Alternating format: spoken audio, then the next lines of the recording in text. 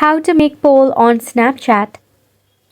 Hey everyone, welcome back to the channel, and let's get right into this quick and easy tutorial. To make a poll on Snapchat, launch a Snapchat application in your device. Now over here, the first step is to sign in into your account if you have not yet. Then click on a snap. In your right hand corner, you will see some of the tools. Go ahead and click on the sticker icon. Now at the top you will see some of these tools right here. Go ahead and click on the poll option. Now you can go ahead and create a poll.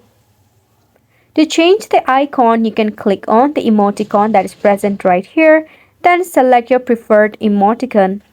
Once done, click on the tick mark. Now you can go ahead and share it with your friends or your Snapchatters.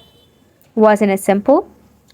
If you cannot find this feature on your application, your app needs an update. To check for an update, open up your Play Store or App Store if you are an iOS user. Tap on the search icon to search for Snapchat. If you find any of the update available, make sure to update your Snapchat application and try again. This sums up the tutorial as well. Thank you so much for tuning in. We'll see you very soon.